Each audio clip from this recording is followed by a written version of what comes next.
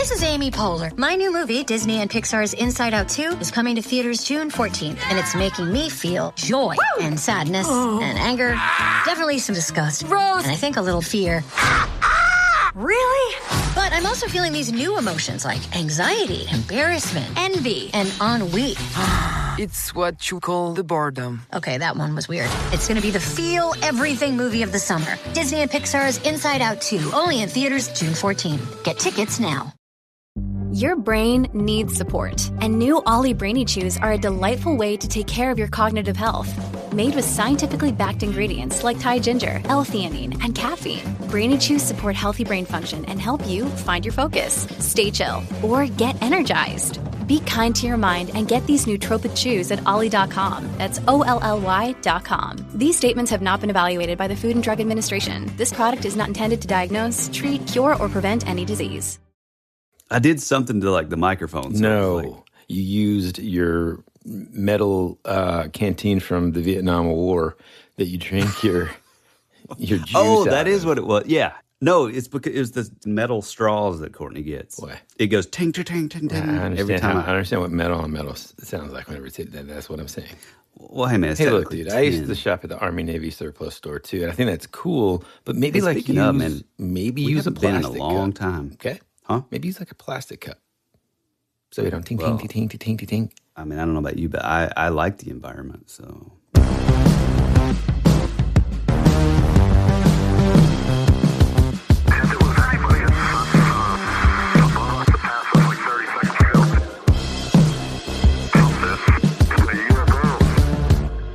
Hey, all you bucks and does, welcome back to your favorite podcast, That Would Be Rad, a podcast that majors in 80s and 90s nostalgia, comic culture, all things paranormal, and minors in retro video games, tabletop RPGs like our favorite Dungeons & Dragons, pre-internet mysteries, and trying to raise our kids to be half as cool as we were back in the 80s. We are your hosts, Woody Brown. And Tyler Benz. I mean, my mind's not working today. I guess I do need some of that alpha. Bravo brain? I stopped taking it, but I really... Yeah, no, I wonder, it probably gave you psoriasis. I've got such a great combination, though, of we're not getting into it. What are we talking about today? Okay, look, man, I got to tell you, if you've been listening to the show since the beginning, what you've witnessed and what you've heard is sort of my progression into this world of strange stuff that's out there. Mm-hmm. And one of the things that we've talked about and that we continue to talk about and stuff are like these cryptid creatures. When you think of cryptid creatures, of course, you're thinking of Bigfoot. Classic. Loch Ness Monster. Mm-hmm. Mothman. Mm-hmm. What else, man? Is that all you got? Well, I mean, no, I'm just saying the classics, man. Yeti. These have been around a while. Yeti. But I mean, Yeti, Bigfoot. What else, man? Keep it going. Well, I mean, there's a lot of sort of what the Oak Ridge Boys. These minor characters or whatever. But to me, I always thought, okay, these things were discovered long ago. Mm-hmm. It's the topic of conversation since then. That's what I think of. Yeah. Little did I know. I mean, so in other words, are there new cryptid creatures? Yeah. So what you're saying is pretty true. Especially us growing up in the 80s, we were used to, your sort of mainstays of cryptozoology. And if you look into historically, yes, a lot of these cases go much farther back than whenever they gained popularity. But typically, a lot of this stuff happened in, maybe late 40s, 50s, 60s, 70s, and maybe 80s. But you don't really hear much about these newer sort of cryptids. And, especially since the birth of the internet, really. This is one that, as a longtime fan of all this kind of stuff, this is one that has somewhat even eluded myself until, I would say, the last year, maybe 2 years. Mm-hmm. I heard about it from Cam and Kyle, our buddies over at Expanded Perspectives. Great podcast, by the way. But they have really sort of been championing. Maybe you're thinking of Lake Champlain. There you go. Oh, Champy. That's another. Mm-hmm. So they've been really championing this topic. And so the topic that we are talking about today is the not deer. Mm-hmm. Whenever you first told me about this over the phone, you're like, man, I think we should talk about this not deer. And I, the whole time in my head, was envisioning like, okay, what is that? Is it a deer that's like tied in knots or something? Here. Like, what are they talking about? So unlike other cryptids, and if we remember sort of our cryptozoology 101 episode, cryptids are creatures that people kind of witnessed. We're not sure if they exist, and if they do, there hasn't really been a ton of sort of, we don't have like a body in a museum to study, right? So they're kind of eluding us all. But unlike other cryptids, the not deer is not really characterized as it being like a distinctly unknown animal, but instead how it appears or behaves in contrast to a known animal, which is a deer. So it's literally Well said. not a deer, right? And so people just call it not deer, which is maybe not the most creative name, but, whatever. Here's the thing. Not deer there's various descriptions of how they look, but the main sort of commonality is it's described as looking like a deer, but then there's something wrong with it. For example, forward-facing eyes, kind of like a predator, or eyes that are kind of, too close together, or a neck that's too long, or a head that's kind of misshapen. Here's where it starts to get like weird and creepy. It's also sometimes described as having legs that are either too short or kind of jointed or move in unnatural ways. Like a reverse, like hinged leg, like it bends the other way. Well, let me give a disclaimer since we're getting into this. So one of the things that is equally fascinating and also somewhat sort of frustrating if you're people like us is this particular topic, like with the Mothman, for example, exactly it has red glowing eyes. It has wings. It typically doesn't have like a neck, and its head is sort of somewhat built into its like shoulders and sort of torso. But with this, the not deer, I mean, the name, as silly as it sounds, it really is kind of a pretty apt title for this, because there's a lot of things about this phenomenon and this cryptid that is different from sighting to sighting. So like what he was saying, sometimes people are seeing, forward eyes and backwards legs, but like not all of them have these, not all of them share the same traits. And so like there's even some where they don't really have herbivore type teeth. They have sharper teeth, or their eyes are glowing, or they even have more eyes than your typical, like, obviously two eyes.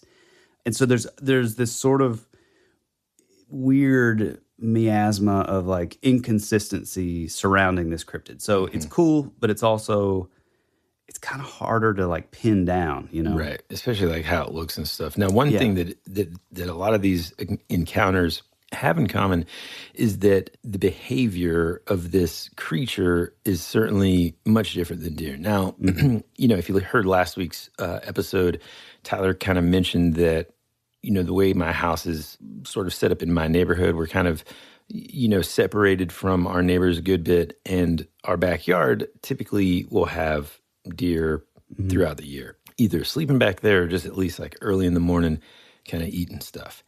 And one time they ate my fig tree, which, boy, I was kind of ticked off. But that's neither here, that's neither deer nor there. There it is.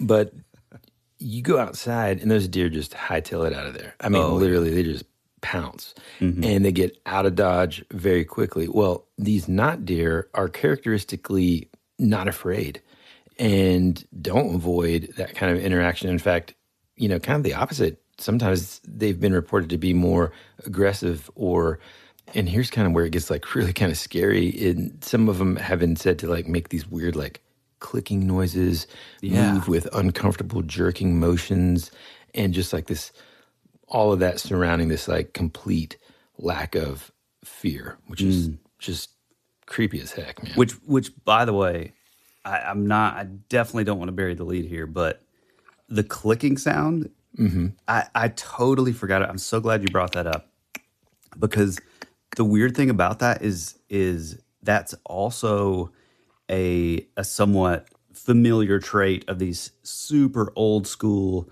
werewolf sightings. People were claiming that they would hear like, it sounds like bones rattling. Ooh. And so if, again, I don't want to like give too much away, but it's like, is this like a metamorphosis, a change happening? So it's like certain parts of their body are like changing and bones are changing positions. And that's what you're hearing? So cool, man. Or maybe like they're not quite formed, which Right. get into some of my theories. And so some of those bones are just kind of like rubbing against each other as it's moving towards you. I love it. Dude, I think what we need to do is kind of talk about some of these encounters that we've kind of found, or just read them here so that people can kind of get a good idea of not only how different these encounters are, but how people are seeing these out in the wild. Yeah, and just before we do that, this is like a newer topic. I mean, it's been in the last several years, and so the difference in a cryptid like this, and maybe like your Mothman or your older, your A-list cryptids are, we don't have a John Keel, we don't have these boots on the ground researchers that are out there in the field and like tracking down stuff. So all we really do have are these accounts. And, disclaimer, yes, we realize that a lot of this stuff could be made up. Hell, almost all of it could be made up.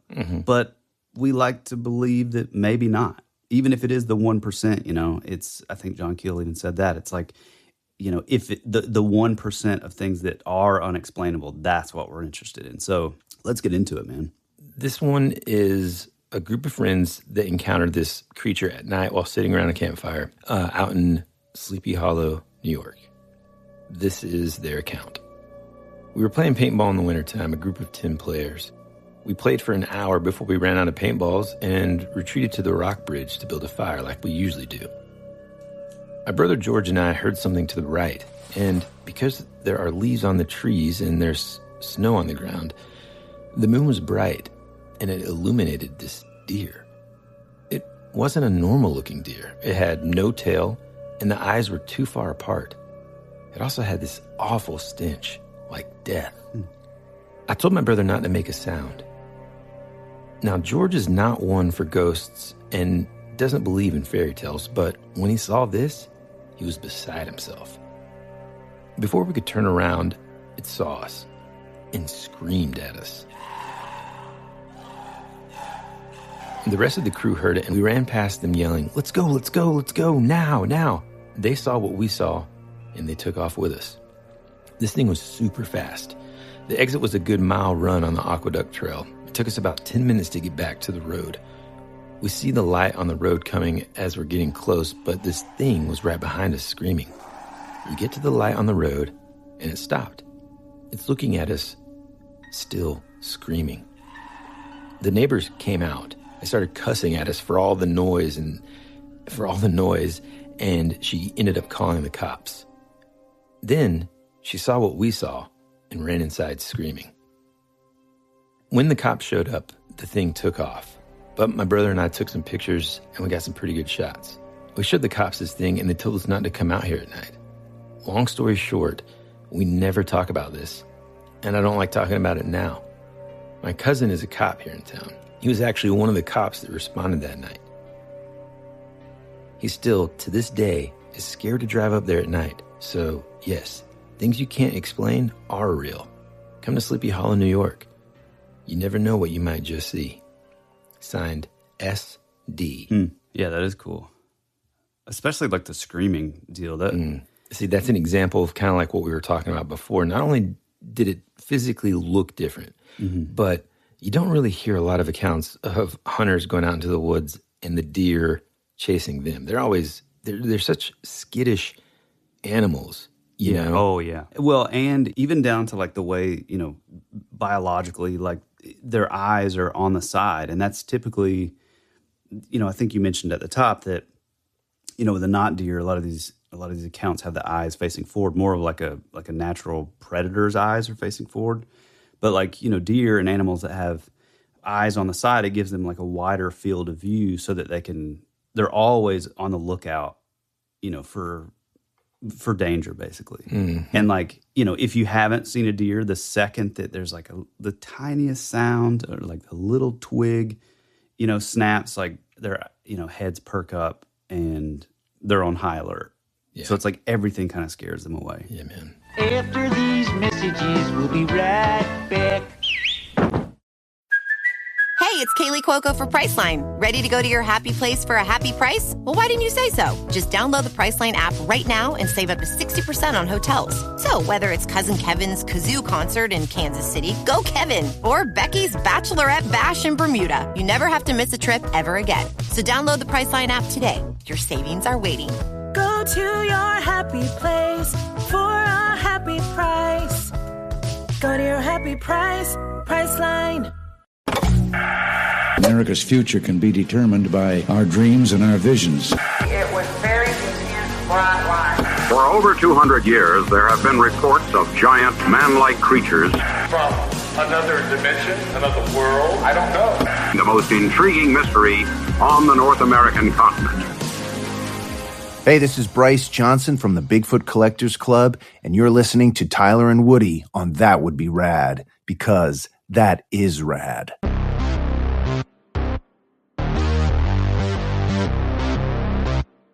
All right, so this comes from a witness in Connecticut who, this is what's even weird about it, wasn't even in the woods necessarily like you would imagine most of these encounters would be. This is actually kind of on the side of a road, and it goes like this. It was about 11 p.m. on a warm summer night, and I was driving home from a friend's house on a rural back road here in Connecticut. From a distance, I could see a police car with its lights on pulled up in the middle of my lane, parked side by side to a pickup truck.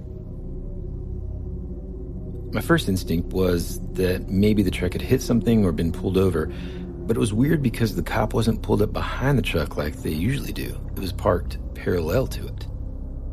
I had my windows down because it was nice out, and I could hear the cop and the man in the car shouting in conversation back and forth to one another through their windows. I listened to the two talk from their windows and overheard the man in the truck say something like, "Man, something isn't right. It's not hit or injured." I just found it like that. This grown man had a genuine fear in his voice and was just pointing frantically out his window, going on and on about how they should just shoot it. I turned my attention to the direction of where the guy and the cop were pointing, and my headlights illuminate the sight of a deer that is just sitting directly beside the cop's car. It was extremely weird because the deer was sitting in perfect alignment with the yellow lines on the road, almost as if it had been intentionally trying to place itself there and in the direct middle of the two lanes. This thing looked like a prop or statue, the way it had assembled itself. I could see a liquid pooled around the deer that I assumed was blood, until I realized that the deer was seemingly uninjured and showed no visible signs or wounds or blood. While scanning the scene from my car behind the cop, I realized that the liquid that was pooled around it wasn't blood, but was actually saliva that was falling from the animal's mouth like a waterfall and collecting all over the road and down its neck. Its head was weirdly shaped, skinnier than it should have been, and in contrast to its giant body. It was bobbling up and down like a bobblehead on a dashboard, staring straight in the direction of the cop and truck. It looked hypnotized or something. I thought, maybe it has rabies. Then I kind of tuned into my body and realized that my stomach was all knotted up and my heart started to race.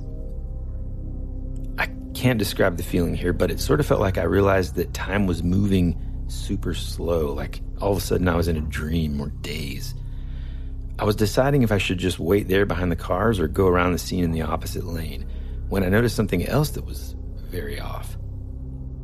This deer was sitting in a position that unnerved me to no end. This animal was literally sitting crisscross with its legs and joints all contorted and pretzeled in a way that seemed physically impossible unless it had been manipulated by someone to do that. It was even more weird that it was sitting this way in the middle of the road and directly aligned with the yellow line. It all looked so off and in a disconnected and time-bending way. I immediately felt this unfamiliar paralyzing fear inside my stomach and chest. I felt like I was seeing something I shouldn't have or was someplace I shouldn't be. I just wanted to get out of there. So I slowly, to avoid interaction with the cop, veered into the opposite lane and creeped by the deer.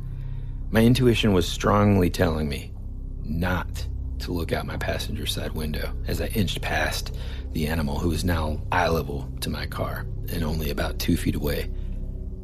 I ended up looking, and when I did, it was like this thing knew, before my eyes even hit it, that I was going to look at it. The deer shot its head around to me, to face me, and locked eyes with me right as I looked at it.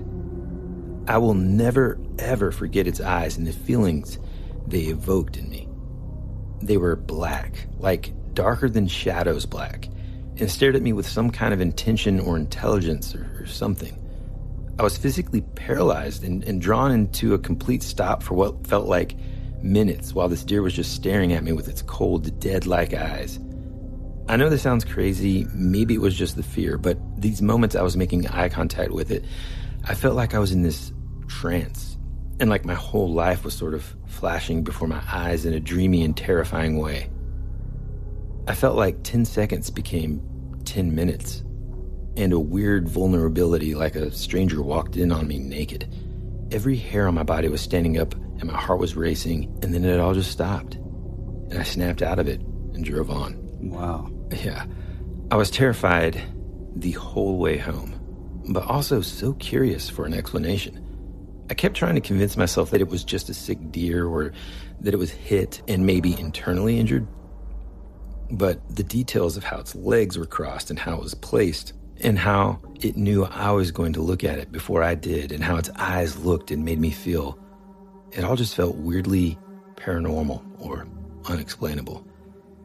I immediately hit the internet when I got home and discovered those diseases that make deer act off, and also for the first time heard about a not deer.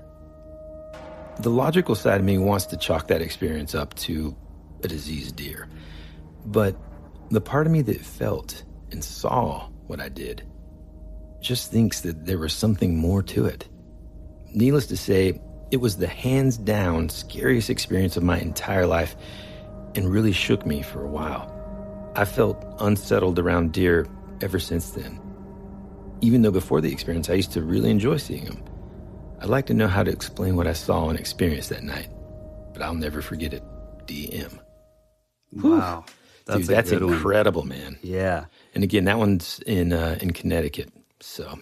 Wow, that's crazy. Yeah, one of the things about this also is it's very sort of, well, I guess originally it's tied into Appalachian folklore, I guess. But then as you kind of dive in, or maybe as more witnesses come out, you start seeing that maybe it goes beyond Appalachia.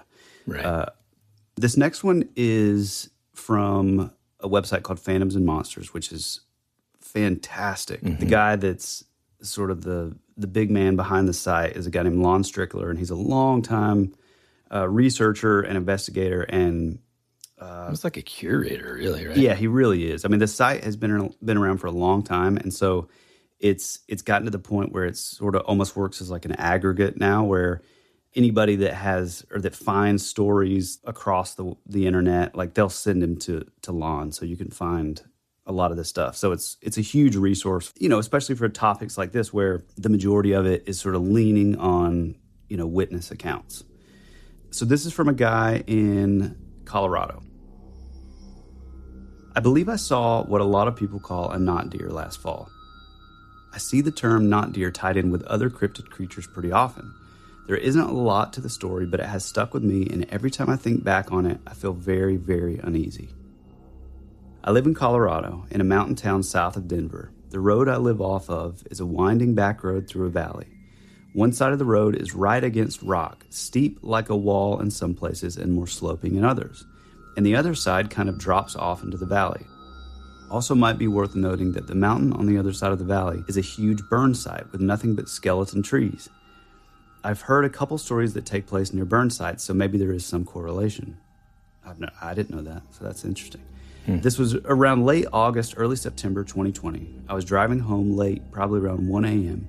I know the road and all the curves pretty well, so I was going at a pretty decent speed and probably wasn't being as actively aware of my surroundings as I should have been. especially since deer and elk are pretty common here. Anyway, I was coming up on the last curve before my street, and I saw a deer standing at the side of the road on the edge with a rock face. This deer was standing completely still, facing the rock wall. That in itself doesn't sound too strange, I know, but there was something unnatural in its stillness. And the fact that it was staring straight into the rock, nowhere it could go, was odd. But what has stuck with me is the feeling I immediately got upon seeing it. Just an ungodly pit in my stomach. It felt like my heart stopped, and this wasn't the deer on the side of the road surprised me kind of stomach pit. This was an absolute feeling of dread. It also seemed like there was something just off about the deer. For the life of me, I can't picture it in my head or pinpoint what it was, but something proportion-wise was wrong. Like maybe its legs were a little too long or its torso was stretched out. I'm not sure. I didn't have time to really react other than just to slow down a bit. I just kept driving. As I rounded the curb, I literally could not take my eyes off the rear view mirror.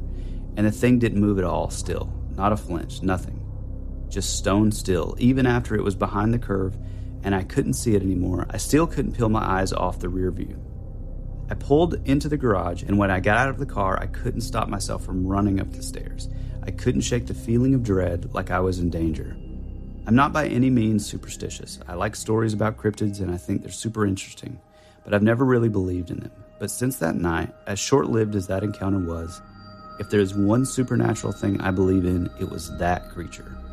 I know in my gut it wasn't just a deer. It's also worth noting that after I told my visiting friend about the experience, she admitted that the year before, when she was visiting for the first time, she felt a similar dread pit in the stomach as we had approached that same spot.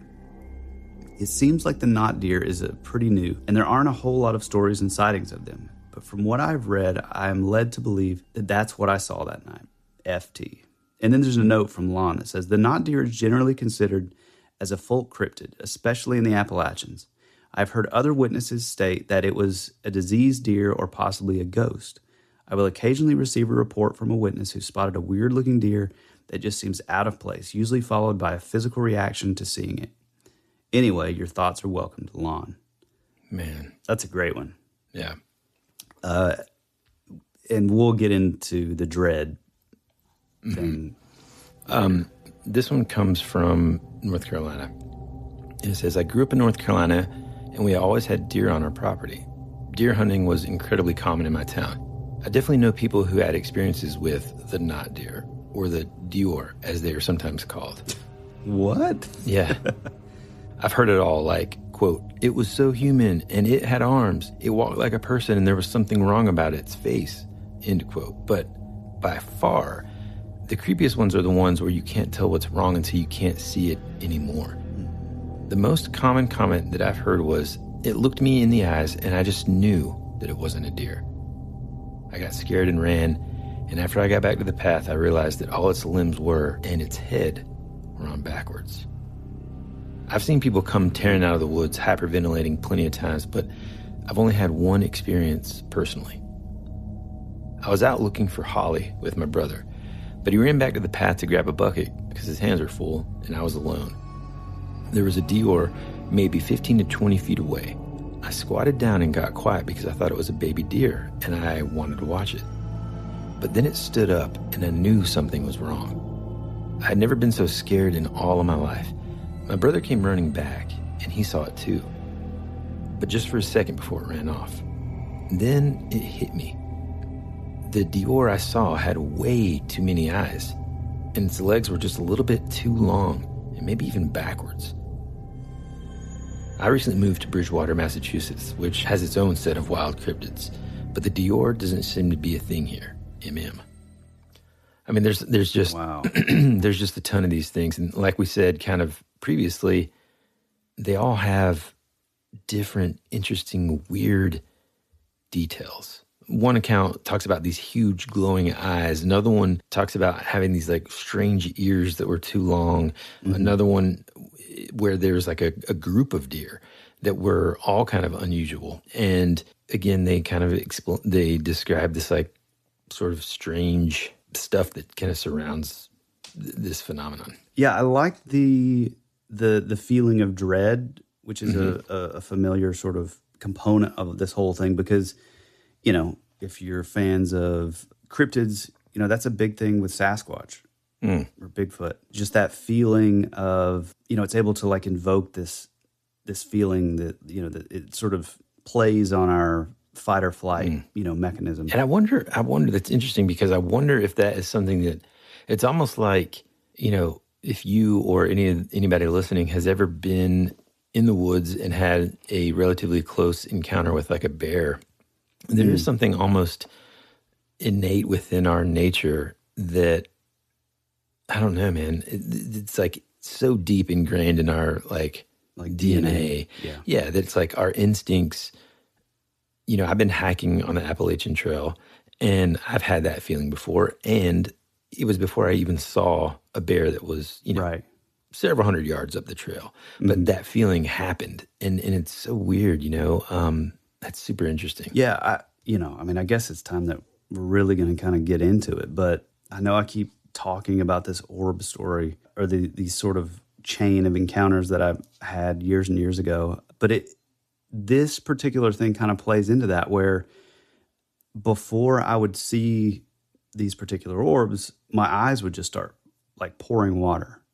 Like before I felt any sort of fear, you know, or saw anything, it's like I kind of knew that it was coming because like several seconds earlier, my eyes would just start like welling up with, you know, they weren't really like tears. They were just, I mean, they were tears, I guess, but you know what I mean? It wasn't out of fear. And so I wonder if whatever that was is similar to this like dread, you know, and a lot of people will say, oh, well, you know, Sasquatch, it's probably, you know, your flesh and blood guys, you know, they say, oh, well, it's like an infrasound type thing. And so it's playing on like a sub-octave kind of thing that's frequency, it's like below human hearing, you know, so it's making this sort of low subsonic sound that kicks up our fight or flight or scares any prey in the area or whatever. But I like the fact that this is also associated with this knot deer because it's not necessarily like threatening in a way you would think of like with Bigfoot, you know, who's 8 to 10 foot tall and you know, kind of menacing if you saw that at night. It's just weird. One of the things that during the research that I kind of thought of was this, you know, it's kind of a common term now when you're talking about like robotics or AI or CGI, the term uncanny valley. And it's almost like it's basically like our emotional response to something that, and with the uncanny valley in particular, it's talking about with humans, but it's the way that our emotions or how we respond emotionally to something that is almost human, but it's slightly off, and it causes a reaction that is almost like revulsion almost, or like it's like it, you know, can kind of scare us. You know, it's like that you see like a mannequin or you see like the, you know, the newer sort of like robotic stuff that's going on where it's like 99% there, but then there's that one little percentage that something's off, you know, and it's just it suddenly goes from like you know, fascination to just bizarre. And you know, with this, it kind of reminded me of that because, you know, it even just the title itself, the knot deer, it's like it's saying, well, it has most of the characteristics of a deer. It's what we would think of as a deer, but it's not. And it's just that it's kind of that's what led me to like the uncanny valley thing, because with this particular thing, you know, we hear of a lot of these sort of accounts from the past. You know, it's like the strange visitor trope that would show, you know, in particular, there's one, I can't remember if it was Scotland or somewhere in England, but it's hundreds and hundreds of years ago. There's this story at, you know, one of the big castles over there, and the family is having this party, and it's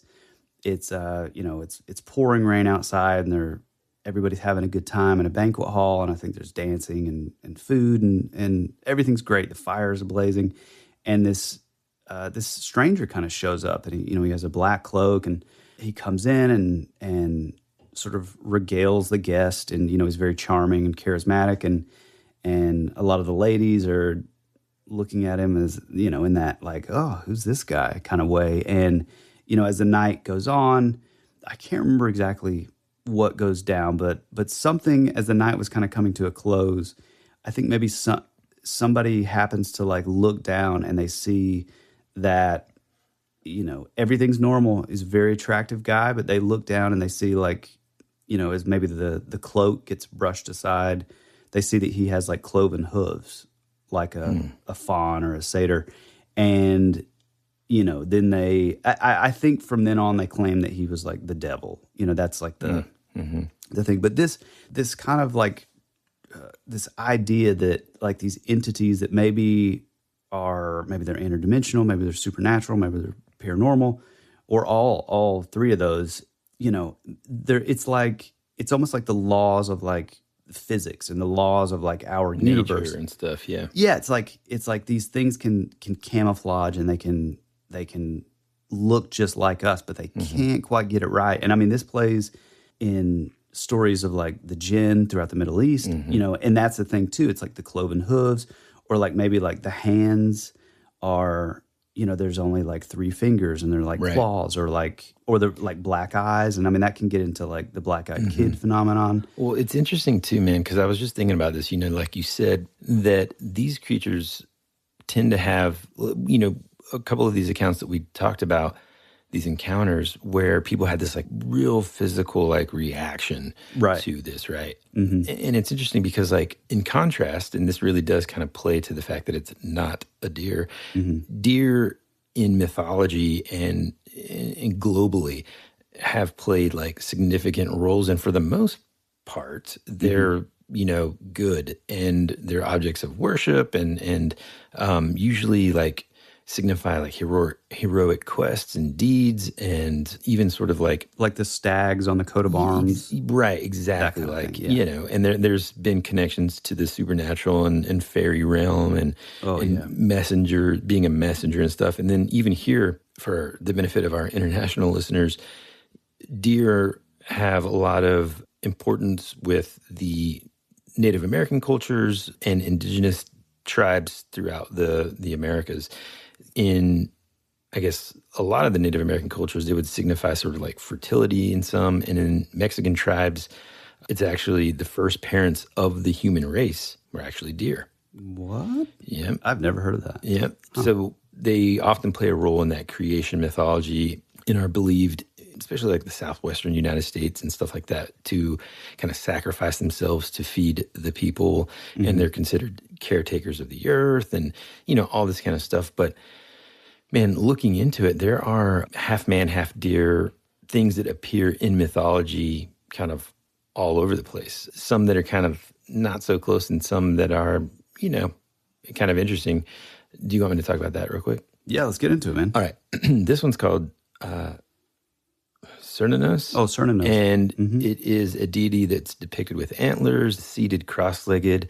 And well, I mean, that's an even tie-in to like the god Pan. Right. Here's something that I found that I thought was pretty funny. You can find, and I mean a laundry list of half man, half fill in the blank. Whatever animal you want to. Bird, tiger, hippo, elephant, wolf, goat, cow, whatever. There's about a handful of deer. So it's weird, actually. It's kind of strange that there's not that many truly sort of half man, half deer things. But I mean, of course, people have heard of like other weird sort of blends of creatures and stuff like the jackalope and the, oh God, what is this one called? The Wolpertinger. Have you ever heard of that? No, but I think it's like in that. Yeah, same kind of thing. Which I love, man. There's also one called, now this one, out of all of these kind of mixed in with deers and stuff in mythology and in folklore and stuff, this one I thought my kids are going to freaking love this one. It's called the Cali Greyhound. I've never heard of it. Okay, this thing is amazing. So essentially, it is a creature of folklore from medieval Europe. And essentially what it is, man, it's almost like a feline, so like a cat, but with deer antlers. Ooh, and cool. The De Vere family, who were the Earls of Oxford, used the Cali Greyhound in their coat of arms in the 15th and 16th centuries. It's renowned for its incredible speed, It is said to have the head of a wildcat, the torso of a deer or antelope, the claws of an eagle, ox hooves, and then like the hind legs are more of like a lion or ox. So it sounds like a living totem pole. Yeah, living totem pole that lives. I love those though, man. Those are so cool. It's like Voltron or something. Yeah, exactly. So what I kind of found about the sort of Native American lore, again, almost all the tribes have some sort of myth that surrounds deer people, whether it's a deer man or deer woman. Mm-hmm. Some of the more notable ones, sort of like in our area in the Southeast, the Choctaw tell of a mischievous deer man, and I'm not even going to try to pronounce the Choctaw word. It's Kasha-Hatopolo. There you go. I did good. Very good. And of course, the Cherokee folklore has a shape-shifting deer woman. Which there's so many of those blank women, like the Oswong, and like, that's just such a thing that's in like all cultures. That's so interesting to me. Mm-hmm. The Cherokee deer woman is kind of like a seductive shapeshifter. Yep. The Choctaw one, the deer man, is mostly kind of harmless or whatever. And you said that was like the trickster? The Choctaw, it's mischievous, mainly just kind of like it likes to frighten hunters. Mm-hmm. But other than that, it's more mischievous than it is like malicious. And I mean, there it is again with like the Pan trickster god archetype. There's got to be because something. It's like there's like this connection between all of these mythologies that have so many of these connections, so many attributes and characteristics that are alike, Yeah. And that's whenever it goes from like, is this just a creature that someone's just kind of created on Reddit to like, is this a continuation of, because communication now, of course, is so different than, let's say, ancient Greece, right? Or even before that. And it's like these people at the time were either creating this mythology from scratch or creating it by speaking it into the universe. I mean, you can go down a lot of different avenues here. Yeah. Yeah. I mean, even as you were, I kind of thought, I kind of had a feeling where you were going with that because like, since we've been doing the research, it's a little bit in the sense of like the Slender Man thing. It's like these, and even the not deer, some of the stories to me, they do kind of lean into like creepypasta a little bit. Yeah. And that's cool. I think, do what you do, folks. Yeah. But there is a level of, like, I like the idea of, like, the tulpa, and it's, like, especially the idea of the tulpa in, like, the modern age of the internet, and it's, like, in the past, you would have your oral traditions and, they would go from campfire to campfire. But now it's, like, some kid writes a story that, is really cool to somebody else. And then suddenly there's like a million people on this same wavelength, seeing this thing, getting into it, putting energy into this. So it's like, are we true? Like, I just like the idea of like egregores and tulpas and the idea that like, yeah, maybe this did start out as like some silly thing, but it's on the minds of so many people because of the internet that like, are we like willing these things into existence now? Well, before you roll your eyes just at the sound of that whole description, I got to say, first, how dare you? Second, think about it in this way. And this is kind of less sort of paranormal or fantastical or whatever. Mm-hmm. You take somebody who creates a comic book character like Batman, we'll say. Mm-hmm. Could we not say that because that creator developed this backstory, created this, myth surrounding this person, drew them, now there's all these stories and universes surrounding it and stuff. Technically speaking, like they did sort of from their imagination, this thing now exists. Now, am I saying that Batman is like swinging around Gotham? No, not in real life, but there are these movies and mythology and everything that surrounds it. So there is, in a sense, this creation that's taken place just because that story spreads, right? Right. And then arguably good people, can kind of take on some of those sort of characteristics of that legend. You know what I'm saying? Like, I know this is kind of like way out there, but I think because of all this folklore, because of all these like interesting connections, it kind of goes back to the connections of people that have UFO encounters in the 1700s that perfectly parallel in description and event to things that happen in 1960 or 1990 or, you know what I mean? Well, and I'm glad you brought that up because with UFO lore, especially with Whitley Strieber's Communion and like, you know, the birth of like the gray aliens, you know, what we think of if we think of aliens now. You know, the owl is typically sort of associated with like the screen memories.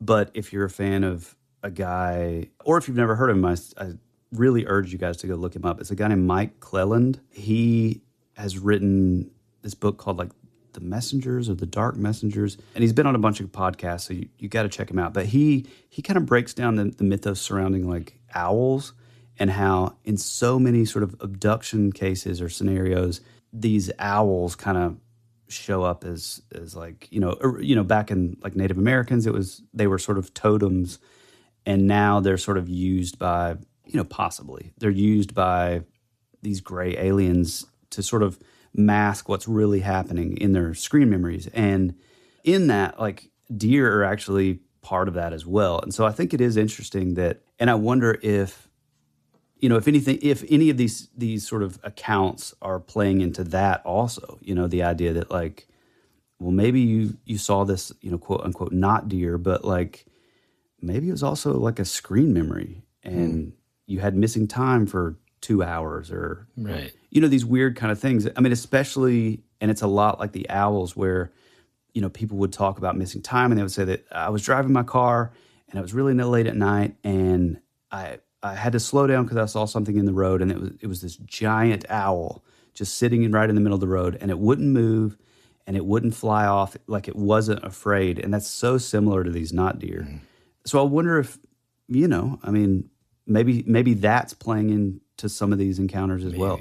I mean, one thing that I did find, especially in the Native American lore, it kind of moves toward a topic that we haven't talked about yet on the podcast, only because it's so vast, and that is skinwalkers. Oh, yeah, I was waiting on it. Yeah, we won't go into it too huge here in terms of the mythology and the lore around skinwalkers, but just kind of like the quick definition of like a Navajo. When I think of skinwalkers, you know, you're thinking of like the Navajo and their belief of skinwalkers, but I think a lot of tribes had very, very similar beliefs and lore within their own tribe.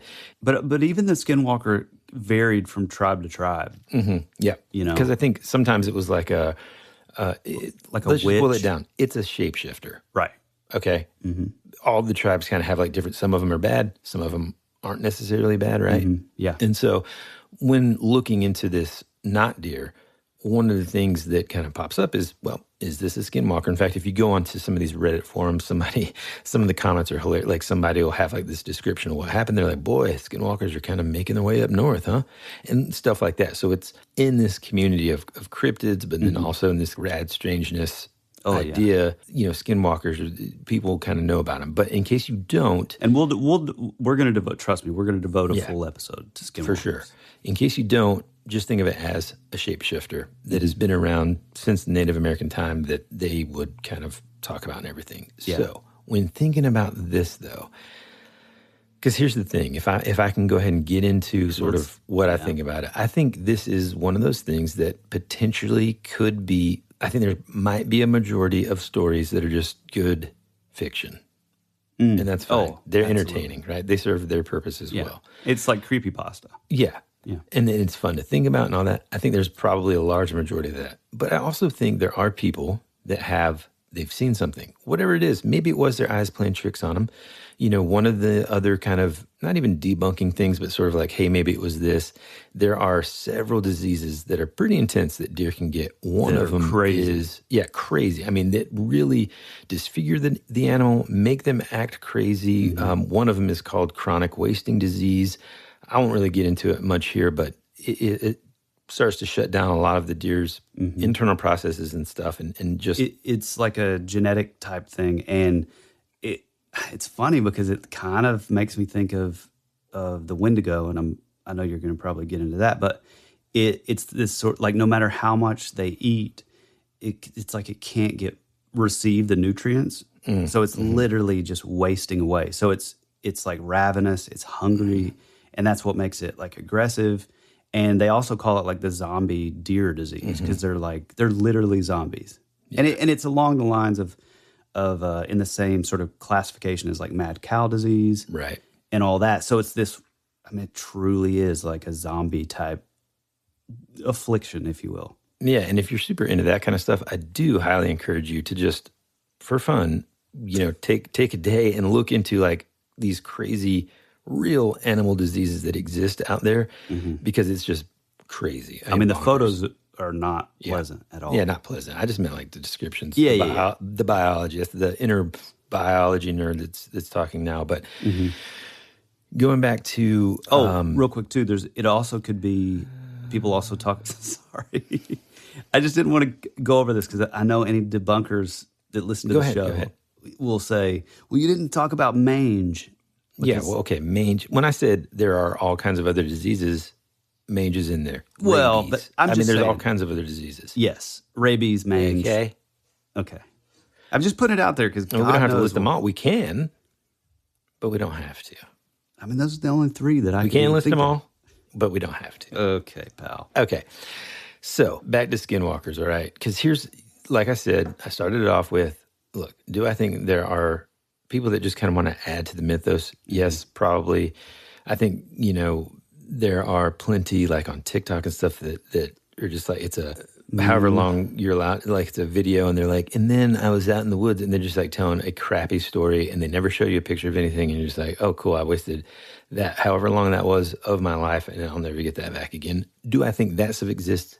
Yes. Oh, yeah. But I also think there's a subset of people that are experiencing something.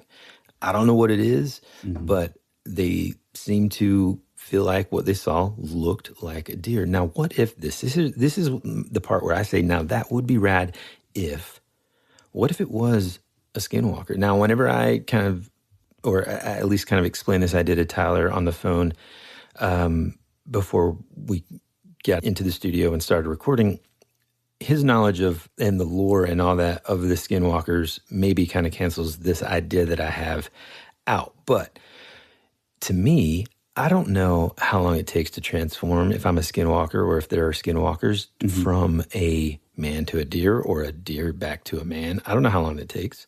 What if it's not just like a boop up, okay. It's not like Transformers, human. You know what I mean? Autobots, roll out. Hey, that was nice. Maybe it takes a while, right? And in that transformation, the mind is kind of transforming back to human, and it's kind of like that. Maybe these people are like kind of coming up on these creatures in that middle transitionary sort of time, right? And so bones are weird looking, and they're still kind of like animal brain is working, but also their human brain is working. So that's maybe what the weird behavior can be attributed to. And I don't know, man. As I'm saying it out loud, I know there's probably listeners that are like, look, dude, I came here for the baseball cards and He-Man toys. Dude, what are you guys talking about? No, this is what this whole show is about. It's all about speculation and getting into stuff that we think is cool. I mean, and it is cool. I mean, think about if some of these deer, I mean, like, first off, deer woman, that's like a siren, there's that kind of trope. Yeah. And there's just all kind, and it all kind of comes back to things trying to lure you into the woods. Exactly. And so with that, you should go buy the book by Tim Marashenko. Give us the title, Woody. Disembodied Voices. It is fantastic. I promise you, we're not sponsored now. Now, we're not sponsored by this book. We read this book, and I mean, literally, we've talked about it a couple times briefly on the show. It is just fantastic. And all of our interests that we're interested, like things like this, they naturally can fall into the same category of like, Pan or this. We're just so fascinated. I mean, even with the Watcher story, which is clearly a human being, or maybe it was a deer woman, maybe a human being that's writing these letters. We're still able to point that in the direction of, things like the Harlequin or Sam the Sandown Clown or Disembodied Voices. It's still that thing that's like trying to lure you to it, that siren's call. Just to touch on what you were talking about before with that like sort of transformation or that metamorphosis of skinwalker turning into something else. My only thing with that is the behavior of the deer where, you pull up on it and it just stares you down. It doesn't give in. It doesn't leave its place. It just stares right into your eye. And then like we had mentioned before, there is this like feeling of dread, and which, I mean, that is a skinwalker thing. Yeah. And that's what I'm saying. Maybe that's why the behavior is weird and odd, is because it's in that middle. Like maybe it's the brain, like it can't really control what it's doing, but the part of the brain that's human recognizes that as being human. It's kind of like that consciousness is sort of locked on, locked into that human. And then like that one story with all that like drool and spit and stuff. Yeah, and that's like, crazy. Yeah. I mean, or it's like that, and then, it is quote unquote like mid-change. So then it sees a car and it's like, well, I can't keep changing, so I'm just going to stand here. I don't know, man. One thing also about some like modern, I mean, I guess people sort of say that they're probably like skinwalkers, but one thing about like a lot of the modern reports will be these like dogmen or like werewolf or like were-coyote type characters, but they'll literally be standing upright. And there's one or there's actually several, it's not just one, but I think I first heard about this on the Paranormal podcast, Jim Harold's podcast years ago. He was one of the first that I ever started listening to, and it was the only one at the time. But he had some people that would call in and talk about, they would see on the side of the road these like coyotes, and they'd be wearing like a jacket and smoking a cigarette. I think that's amazing. Dude, if I'm driving down the road and I just see the fantastic Mr. Fox, like in a full suit, exactly, that's game over. I'm clocking out for the rest of the day. Yeah, right. Now, you mentioned this earlier, and we didn't get into it, and I know, we got to wrap it up here in a second, but a lot of folks kind of do point to like the similarities potentially, and we'll get to why I said potentially, to things like the Wendigo, right? Again, we haven't really gone over that much here, but we have talked about, even things like Krampus. And specifically about the Wendigo, one thing that I didn't know until, Tyler, you told me this morning, and I kind of looked into it further, when people think of the Wendigo, myself included, I think of this like big, huge, like horned beast, like the Guillermo del Toro type antler creature, right? I just think of Alpha Flight, just a white Bigfoot. Yeah. And apparently, like, I think there's been almost like a distortion of that creature as it was kind of known by the Native Americans and stuff in that lore to like what people think of it today. Right. Potentially, like I think you'd said, maybe this whole time. Well, I think what you're leading to is, so there is this traditional view of the Wendigo, which is this, this giant hairy beast, kind of like a Bigfoot or a Yeti is what I think of. But in the modern age, there's been this sort of description of this thing has slightly changed, where it's like it has huge like rack of antlers, or even some say that it's a giant hairy beast, but then it also has like a deer head and partial neck and then antlers.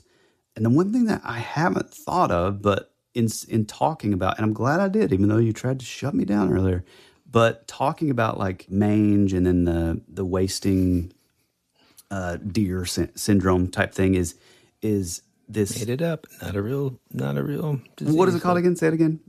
It is called chronic wasting disease. Chronic wasting disease. I mean, you do hear about it being called wasting deer disease, at least on like some of the accounts of like the not deer.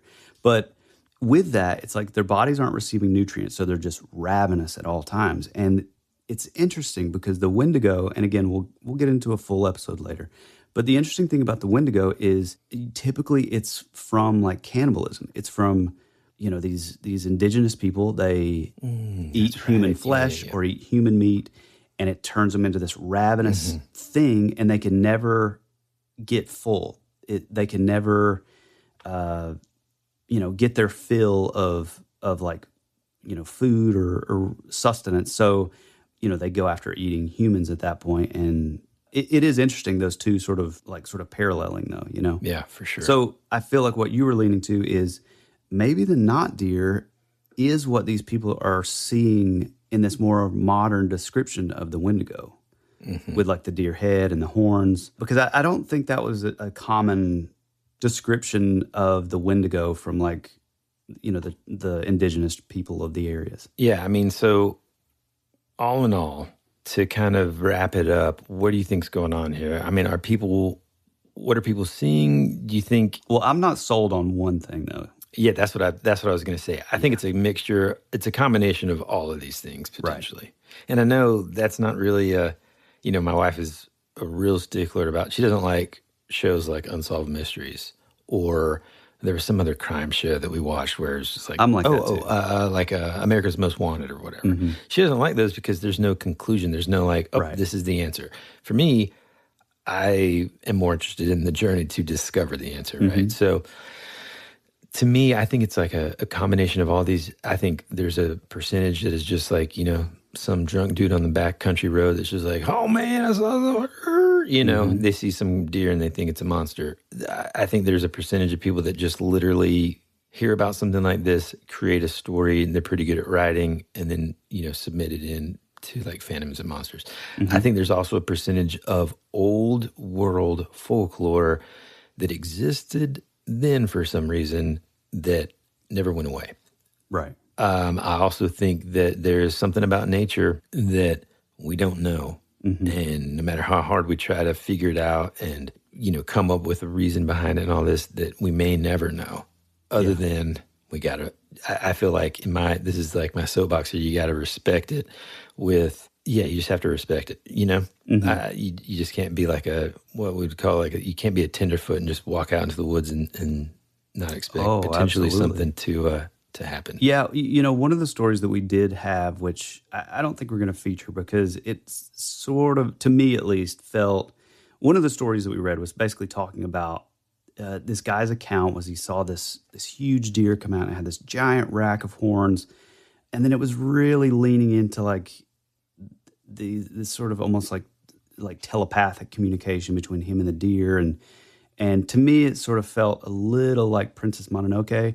However, in regard to that, I do think that there could be some sort of like, and I know this is going to sound silly to like folks that just don't believe in any of this stuff, but there is something that feels very like sort of like the fae or the fairies or like these sort of like forest spirits or elementals, that there is something about that it just feels like fitting or something to me. I mean, with like the fae and sort of that old school, a lot of that mythology. I mean, well, we say mythology now, even though way back in the day it was believed just as much as, the sun was in the sky. But, the idea of like changelings and the idea like doppelgangers, where, it's this thing taking on the appearance of a human. And it's like, I just feel like there's something to that, especially because a lot of these cases,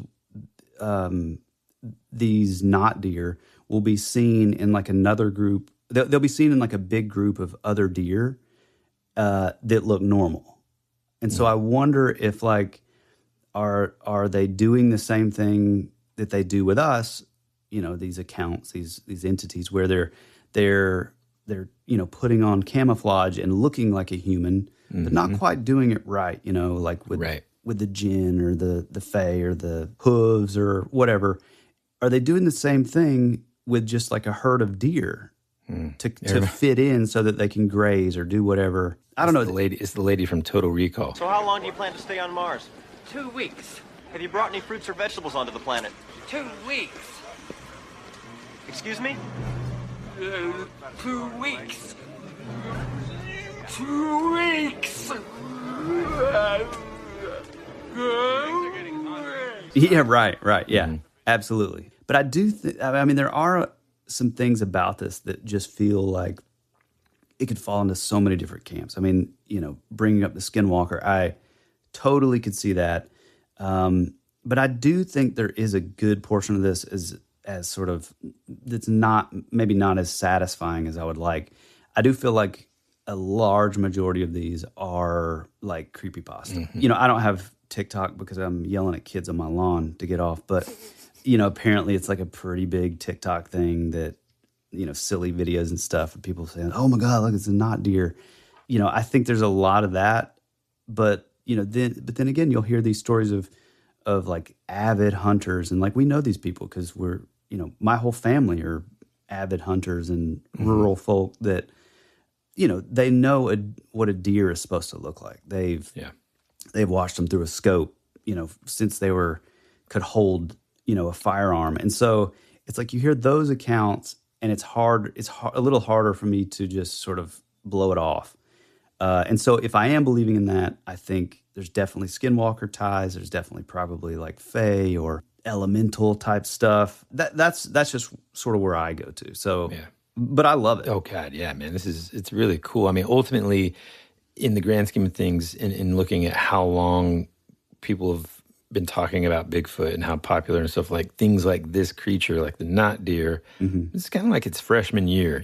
We've still got a lot of time here. There haven't really been any kind of active, to my knowledge, active studies or research done about it, really. And so for now, it kind of has to be like that, And I think something that's kind of cool is to think like, hey, look, there have been tales about these other cryptid creatures. Who's to say there can't be new ones, So yeah, absolutely. I love it. Well, I guess that's about it. I mean, again, it's an unsatisfying conclusion because we don't know what it is. But at the same time, it's also exciting because like Woody said, we're sort of living in real time of the genesis of maybe a new cryptid, and that's exciting. That's really cool. I guess that's about it. If you want to find us, you can head on over to Instagram. That's where the majority of our activity is. Feel free to shoot us DMs, tell us stories, accounts, urban legends, maybe not deer sightings in your particular area. And if you have stories that are even longer or stories that you even want to tell us, maybe record on like a voice memo and send, feel free to shoot it over to thatwouldberadpod@gmail.com. Go buy us a coffee. Go check out our merch. There's probably going to be some new merch coming up because we're on the verge, on the precipice of Camp Rad strangeness. Pretty close. And it's going to be exciting and going to be cool. Do you got anything else, bro? That's it, man. All right. Well, we love you. We appreciate you. And as always, be rad. That's the way it goes.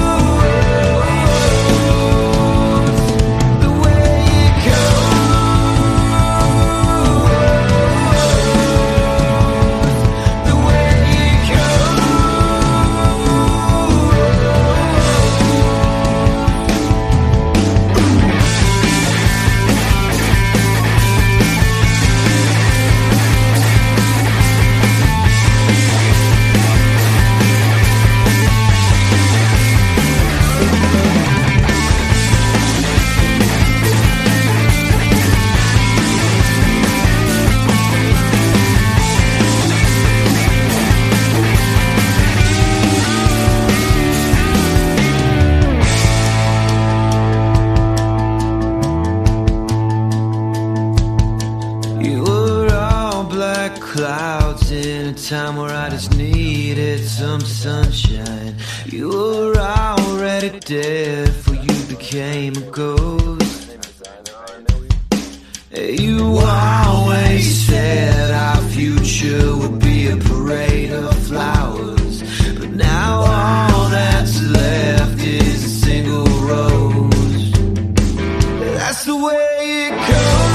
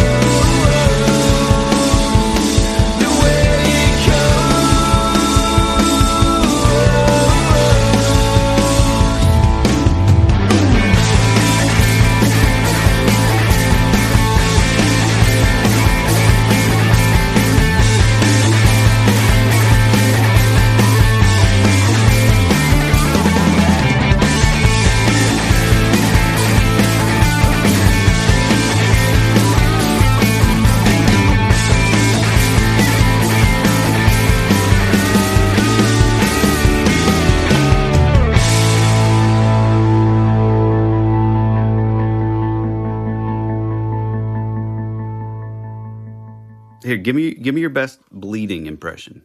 That's pretty good. Boy, if Coach could just see me now. I could throw a football over the mountains. I could bleat like nobody's business. There's like a breathiness, like quality to it. Oh, yeah. I said it at the same time. Okay. Jinx. You owe me some antlers. All right. Here in Sleepy Hollow, New York, we have all types of crazy things. I mean, should I be like, here in Sleepy Hollow, New York, we have all types of crazy things. I mean, I would We got the Headless Horseman. We got ghosts. We got demons. Aliens. No, I'm not going to do that. All right, Bucks and Does. I like that. Okay. Okay. Hey, all you both. God. Dude, you've gotta keep that whole progression because you were so confident. Just ready. You're like, oh yeah, I like Just that. ready Cool. to go. Here we go.